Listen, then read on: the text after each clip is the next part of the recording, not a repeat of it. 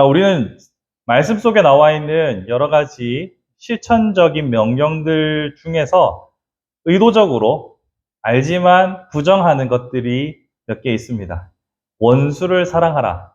알지만 정말 죽어도 하기 싫은 말씀이죠. 70번에 7번씩 용서하라. 용서는 한 번이면 족하다라고 생각하는 것이 우리의 마음입니다. 이처럼 머리로는 알겠는데 결코 마음이 쉽게 움직여지지 않는 말씀들이 성경에는 분명히 존재합니다. 그것은 우리의 악한 본성 때문이겠죠.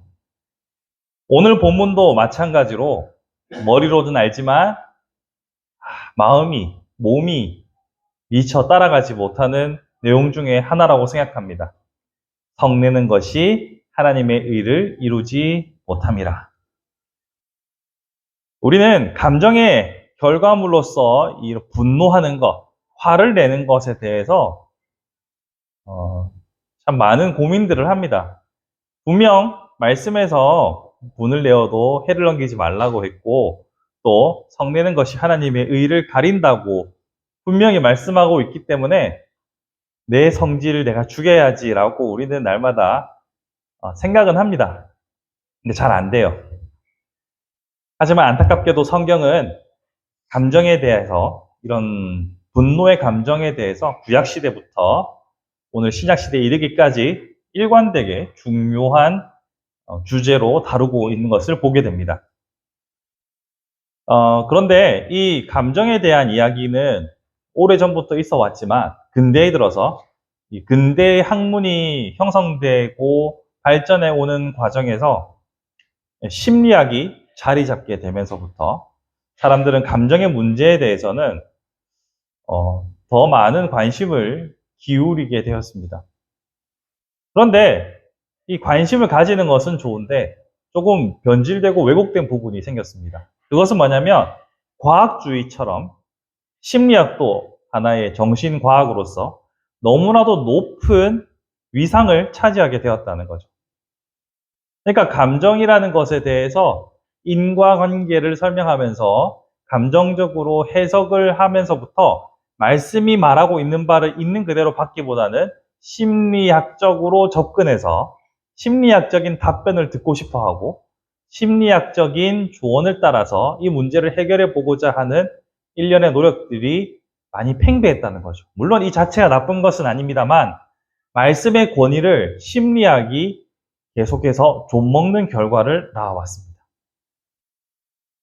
그래서 분노라는 감정을 성격의 산물로, 그러니까 원래 성격이 그러니까, 원래 저 사람이 MBTI가 그렇고, 뭐, 요즘은 잘 안 하지만 혈액형이 뭐 어떻고, 뭐, 기질이 어떻고 해서, 진정 절제될 수 없는, 그래서 숨기거나 회피하는 그런 종류의 것으로 만드는 경향이 있었습니다. 그러니까, 우리가 타고난 성격 때문에 개인적인 차가 너무 크다, 저것은 어쩔 수 없다라고 보는 경향들이 좀 있었어요. 하지만 성경은 그런 감정의 문제를 단순하게 어떤 성격의 문제나 타고난 기질의 문제로 말하지 않습니다. 성경은 우리의 이 감정적인 문제에 대해서 전인적인, 인간 전체적인, 전인적인 결과로서, 산물로서 이야기합니다. 즉, 그 말은 뭐냐면 타고난 성격이 어떻든지 환경이 어떻든지가 중요한 게 아니라 그리스도 안에서 거듭난 사람으로서 그가 전적으로 그리스도의 백성이요, 하나님의 백성이요, 그리스도의 제자로서 살아가는 전인적인 삶의 결과물로서의 감정을 말한다는 것을 우리는 주목해 봐야 합니다. 다시 말해서 새롭게 거듭난 사람은 타고난 성정이 어떠하든지 성령님의 인도함을 받아 예수 그리스도의 인격을 드러내는 것을 성경은 우리에게 지속해서 강조하고 있다는 거죠. 그렇기 때문에 하나님의 은혜 그리고 성령의 사역을 통해서 우리의 겉으로 드러나는 감정은 달라질 수 있다는 것이 성경이 우리에게 말하는 바입니다. 대표적인 예가 모세를 들 수 있겠죠. 모세는 그의 혈기가 왕성해서 사람을 손으로 때려 죽이는 놀라운 괴력을 보여줍니다. 힘만을 말하는 것이 아니라 성격도 한가다 한 거죠. 심지어 그 성격 어디 안 갑니다. 광야로 도망가는 와중에서도 미리암 여인을 앞에서 또 힘자랑을 한번 하죠. 그런 모세를 향하여서 하나님께서는 훗날 가장 온유한 자라고 칭찬하시는 것을 보게 됩니다. 우리가 흔히 이런 말 하잖아요. 사람은 안 변한다. 예, 사람은 잘 안 바뀝니다. 나이가 들수록 살아왔던 삶의 양식과 자신의 태생적인 성격들 안 바뀝니다. 근데 그 사람이 했을 때의 일이고 하나님께서 하시면 분명 달라질 수 있죠.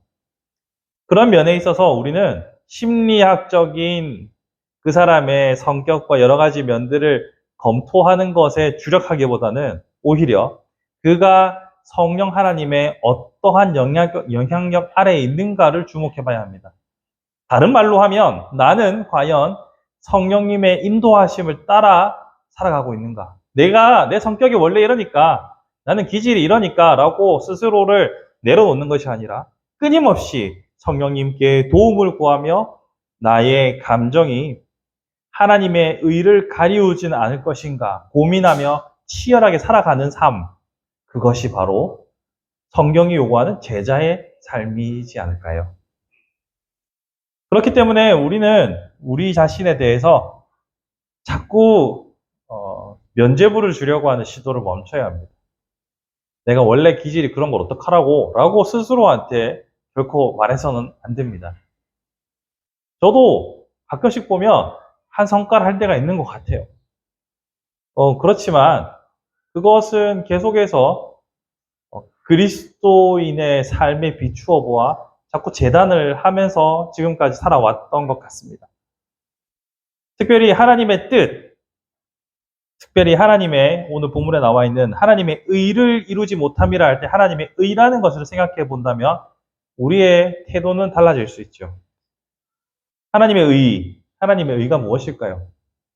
하나님의 의는 그 자체로 이미 완성된 것이지만 이 땅에서 하나님께서는 우리를 통하여 당신의 의를 드러내기를 원하신다고 하셨습니다. 제가 전에도 한번 말씀드렸죠. 사실 하나님께서 믿지 않는, 하나님을 알지 못하는 자들에게 직접 꿈이나 찾아가셔서 내가 하나님이고 네가 나를 믿지 않으면 정령 죽을 것이다 라고 한마디만 하시면 게임 끝납니다. 그렇지 않겠습니까? 우리가 전도하려고 무지 애를 쓰는데 무슨 소용이 있겠습니까? 하나님께서 직접 현현하시면 게임 끝이죠.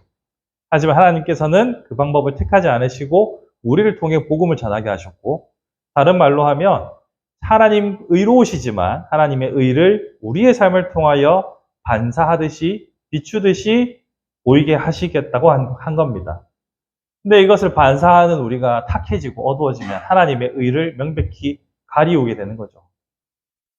그런 의미에서 과연 나의 감정과 나의 삶은 하나님의 영광을 가리우진 않을 것인가, 두렵고 떨리는 마음으로 살아가며 전인적인 산물로서의 우리의 결과물들을 만들어내는 것, 이것이 우리에게 요구되는 하나님의 명령이라고 할 수 있겠죠. 그러면 이렇게 성내기를 더디하는 중요한 관점으로서 19절에서 이런 말도 합니다. 너희가 알거니와 사람마다 듣기는 속히 하고 말하기를 더디하며 성내기도 더디하라. 두 개를 세트로 묶어놨죠. 그러니까 듣는 것과 말하는 것의 문제와 감정을 같이 섞어놨어요.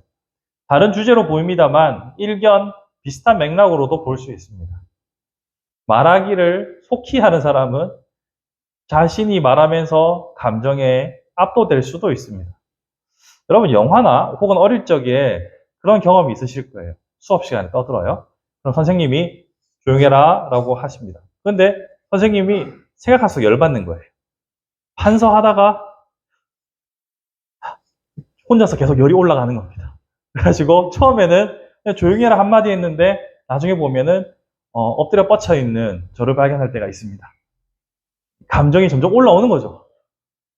이처럼 감정이 격하게 움직이는데 가장 핵심적인 요소를 생각해 보면 여러 가지가 있을 수 있지만 말하면서 열받는 경우도 있습니다. 내가 좀 말하다 보니까 또 상대방이 말 듣고 가만히 있습니까? 따박따박 받아치면 이제 또 열이 슬슬 더 올라오는 거죠. 그러면 이제 크게 한판 붙는 겁니다. 성경은 언제나 잠언을 통해서 듣기를 속히 하고 말하기를 더디하고 말하는 것에 지극히 주의하라고 말합니다. 혀는 감정을 촉발시키는 매우 위험한 트리거, 방아쇠가 될 수 있습니다. 그런 의미에서 우리가 감정은 전인적인 성령님의 산물이라고 했지 않습니까? 우리의 입 또한 성령님의 주장을 받는 우리의 삶이 되어야 하지 않을까 생각해 봅니다. 이번 주는 명절이 있어요. 명절이 있으면 아무래도 평소에 만나지 않던 사람들을 더 만나게 되는 계기가 될 겁니다. 친척들을 만나게 되고 또 오래 떨어져 있던 가족들을 만나게 되고 새로운 또 이야기거리가 생길 수도 있습니다.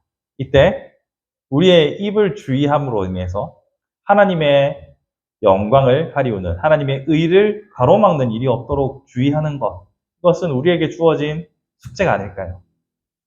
보통 명절 때마다 가족 오랜만에 만나는 친척들 간에 이 말로 인한 싸움은 언제나 큰 화두입니다. 언제 결혼할 거니? 취업은 어떻게 할 거니? 공부는 잘하니? 뭐 이런 질문들로 통해서 이 세대 간의 갈등이 조장되기도 하고 또 형제 간의 싸움이 생기기도 합니다. 사실 생각해보면 그렇게 만났을 때 다른 물어볼 게 없어서 그렇게 물어보시는 것도 있어요. 잘 모르잖아요. 오래 떨어져 있는 친척들이다 보니까 만나면 딱히 질문할 게 없어서 그런 걸 물으시기도 합니다만 크리스천이라면 좀 더 지혜롭게 우리의 귀를 열어서 듣기를 속히 하고 말하기를 더디하며 성내기를 더디함으로 하나님의 의를 이루어낼 수 있는 우리의 삶이 되었으면 좋겠습니다. 비단 이번 주간뿐만 아니라 우리의 일평생이 우리의 전인적인 삶이 하나님의 영광을 가리우지 않고 하나님의 의를 드러내는 삶을 살아갈 수 있도록 날마다 간구하고 하나님의 도우심을 구하며 성령님의 역사 가운데 온전히 붙들림 바 되는 우리의 복된 삶이 되기를 주님의 이름으로 축복합니다.